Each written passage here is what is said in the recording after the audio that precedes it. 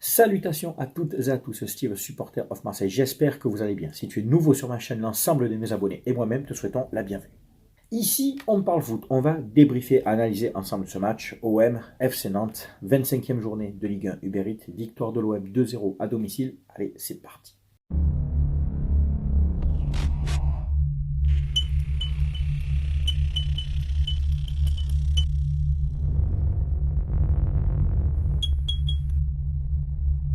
Tout d'abord, je vais rendre un hommage. Alors, pour les plus anciens sur ma chaîne, ils sauront de quoi je parle.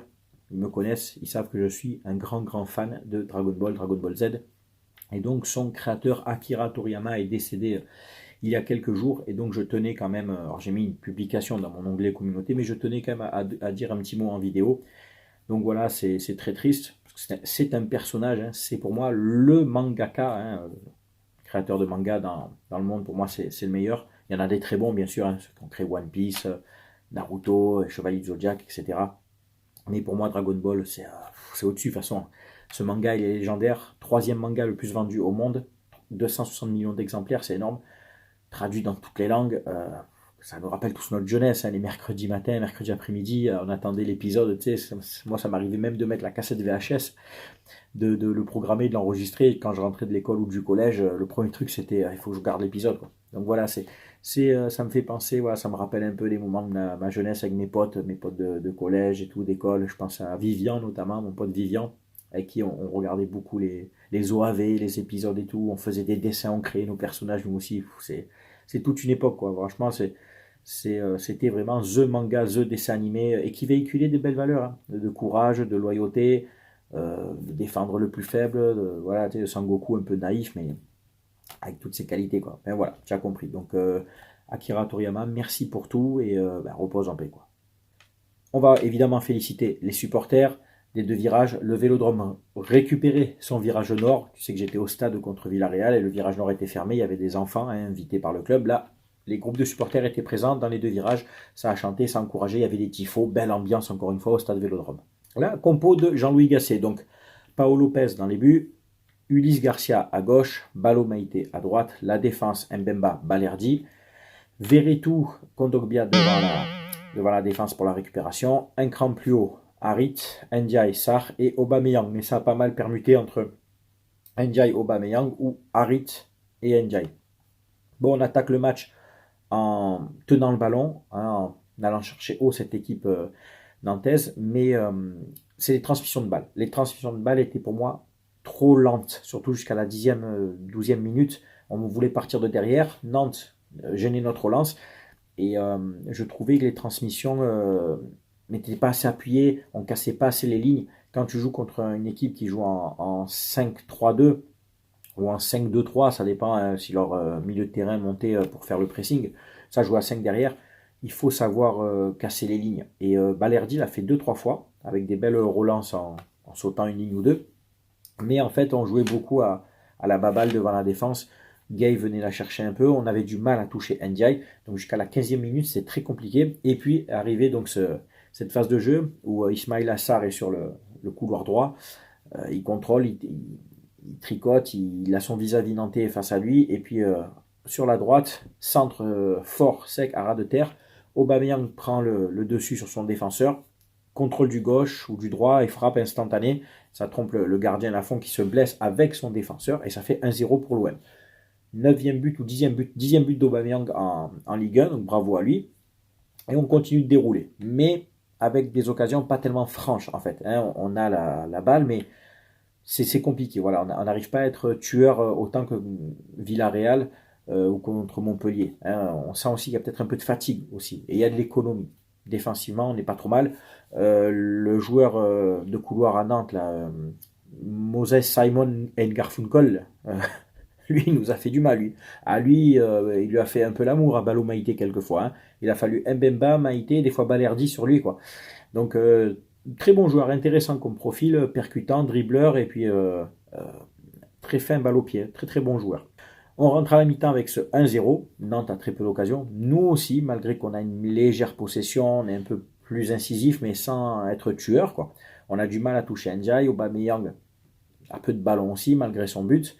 Et Harit, c'est celui qui touche le plus de ballons au milieu et qui subit pas mal de fautes et qui il donne des ballons dans le décalage, mais je te dis, sans être incisif, quoi. Deuxième mi-temps, c'est Nantes. Nantes qui arrive avec des meilleures intentions. Et pendant 20 minutes, on subit. On subit beaucoup, il ne se passe pas grand-chose en fait. Le match devient même un peu lassant, comme on l'a connu sous l'ère Gattuso par exemple. Il ne se passe rien. On sait défendre, malgré qu'il y a eu quand même 2-3 alertes. Il y a des premiers changements au bout d'une heure de jeu. Merlin remplace Garcia. Alors, le match de Garcia, pas de problème. Défensivement, il est juste, mais offensivement, il est beaucoup moins appliqué, beaucoup moins bon techniquement que Merlin. Mais il a fallu quand même faire opposer Merlin, les organismes, avec l'accumulation des matchs. Donc, Merlin est rentré. Kondogbia a remplacé Gay aussi, pour le turnover. Et Onana a remplacé un Iliman Ndiaye qui s'est procuré quand même une ou deux occasions avant de sortir. Qui a eu un peu plus de ballons qu'en première mi-temps, mais c'est le Iliman Ndiaye plus discret que sur ses derniers matchs, mais à l'image un peu de toute l'équipe. Il n'a pas fait un mauvais match, c'est sûr que c'était difficile contre une défense à 5 et avec, je pense, la fatigue accumulée, de produire offensivement quelque chose. Donc il est sorti parce qu'il a fait son heure de jeu et Onana a un rôle plus défensif. Un peu plus tard dans le match, Mumbagna a remplacé Aubameyang. On reviendra sur son deuxième but. Et après, en toute fin de match, c'est Enrique qui a remplacé Sarr. D'accord. Alors, jusqu'au au deuxième but d'Aubameyang, il ne se passe pas grand-chose. Et puis, voilà, il y a cette récupération. Veretout joue avec Kondogbia, 1-2. Kondogbia, très long ballon, très belle ouverture du pied droit. Lui, le gaucher, pour Aubameyang. Ça passe devant la défense. Aubameyang à la lutte avec le défenseur qui passe devant. Un premier tir, un extérieur du pied droit que Lafont repousse. Aubameyang qui suit, beaucoup de reins, enfin, bel équilibre, et qui, dans le trou de souris, la met entre le poteau et le défenseur, 2-0, deuxième but doublé d'Aubameyang, quatrième but de la semaine, si je ne dis pas de bêtises, et 11e but en championnat. Voilà, là, on arrive sur des stades vraiment de top buteur. Voilà, là, on peut le dire, on a un très bon buteur. Je le dis encore une fois, parce que certains vont dire, oui, en début de saison, j'ai été dur avec Aubameyang, mais en début de saison, il ne mettait pas un pied devant l'autre, à l'image de beaucoup de joueurs, mais on était quand même sur une fin de saison avec un Sanchez qui nous avait fait beaucoup de bien. Il part Aubameyang arrive avec son statut d'international, de joueur star en gros, surtout avec le salaire, et avec la colère des mauvais résultats, il a pris un peu pour tout le monde. Mais je te dis, à juste titre, des fois, on n'oublie pas son occasion ratée à Nice, par exemple, etc. Donc, il faut être objectif. Quand il n'était pas bon, il n'est pas bon. Là, il est bon. Là, il fait des bons matchs, il marque, c'est très bon pour la confiance et j'espère qu'il va continuer jusqu'à la fin de la saison. Là, il en est à 23 buts, toutes compétitions confondues. Je crois que depuis Drogba, il faut remonter quand même jusqu'à l'année Drogba 2003-2004, on n'a pas eu un attaquant qui a mis 23 buts dans la saison, les gars. Je crois que le dernier qui a mis une vingtaine de buts, c'est Gomis en une saison. Donc là, on peut dire chapeau Aubameyang. Et la saison n'est pas finie. Je pense qu'il peut atteindre les 30 buts, toutes compétitions confondues. Il reste encore le championnat et j'espère un très très beau grand parcours en Coupe d'Europe. On ne sait pas. Voilà. Mumbagna a 2 occasions. Malheureusement, je trouve qu'il les a vendangées. Il y a une frappe écrasée. C'est dommage. Et après, il y a un contre où il a donné mal à Luis Enrique. Il a fait des mauvais choix. Bon, ça a fait sortir Aubameyang, le faire souffler. Mumbagna a quand même essayé, tu vois, mais brouillon. Voilà, brouillon et bourrin. Je trouve ça un peu dommage parce qu'on sait qu'il a l'air d'avoir des qualités, mais voilà, là, on les a. C'était vraiment à l'arrache, quoi. Rien à dire de plus sur ce match. Défensivement, on a encore été costaud avec Mbemba qui, à un moment, en première mi-temps, nous a fait une fulgurance là, où il donne un bon ballon à Sarr qui, dommage, a un peu gâché cette occasion.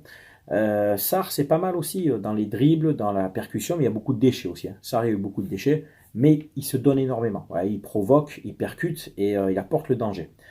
Balerdi, encore une fois, très costaud défensivement, récupère beaucoup de ballons. C'est vraiment un Balerdi à son prime depuis qu'il est à l'OM. Je crois que c'est sa meilleure saison, il faut être objectif. Il enchaîne les bonnes prestations, il n'y a plus d'erreurs grossières, il y a plus de... C'est le Balerdi que moi, je trouvais déjà avec ses qualités, que j'avais entrevu ses qualités à l'époque. Certains vont dire, c'est facile de dire ça. Pourtant, je le disais, ceux qui me suivent depuis longtemps, depuis 2-3 ans pourront vous le dire.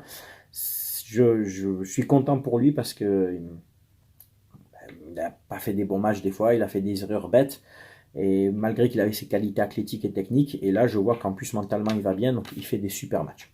On est actuellement 7e je crois avec 39 points, à 3 points du 4e, Lille, et à 6 points du 3e, Monaco. Il reste 9 matchs, 26, 27, 28, 29, 30, 31, 32, 33, 34. Il reste 9 matchs. Mathématiquement, la 3e place, la 2e ça va être compliqué quand même, mais la 3e place est largement jouable, je pense. 6 points. Un faux pas des autres équipes, déjà que tu reviens à 3 points, et puis après tu sais comme c'est dans le sprint final, hein. Il y a des équipes qui ont plus ou moins la pression, etc. Donc oui, est-ce qu'on peut se permettre de viser le podium? Oui, quand on est à 3 points du quatrième, et que en plus la quatrième place est qualificative pour la Ligue des Champions, oui, ah oui, il faut avoir ces intentions-là, cet objectif-là, et de faire un très beau parcours en Europa League. Voilà, écoutez, je crois que c'est tout pour ce débrief, il n'y a rien à dire de plus. C'est bien entendu à vous de commenter, de donner votre avis, que tu sois supporter de l'OM, de Nantes ou d'une autre équipe. Tu sais qu'avec moi, bien sûr, on respecte les avis de chacun. N'oubliez pas mon partenaire maillogo.co, où vous pourrez trouver donc ces maillots, par exemple, de l'Olympique de Marseille, saison 2023-2024, maillot rétro, vintage, homme, femme, enfant, maillot d'autres clubs, équipe nationale, maillot vintage d'équipe nationale, équipement, survêt, voilà, tout est de très très bonne qualité. Avec mon code SOM, tu auras 15% de réduction et 5% est reversé à 2 associations avec qui je collabore depuis 3 ans maintenant, les Petites Sœurs des Pauvres et Sourire à la Vie, qui sont 2 associations marseillaises. Donc en plus, tu as 15% de réduction et 5% de ton achat est reversé aux associations. Donc c'est gagnant-gagnant. Voilà. Et tu t'équipes avec des maillots de qualité et à un moindre coût. Voilà. C'était Steve, supporter of Marseille. Merci d'avoir regardé ma vidéo. Portez-vous bien. À très bientôt. Ciao, ciao tout le monde.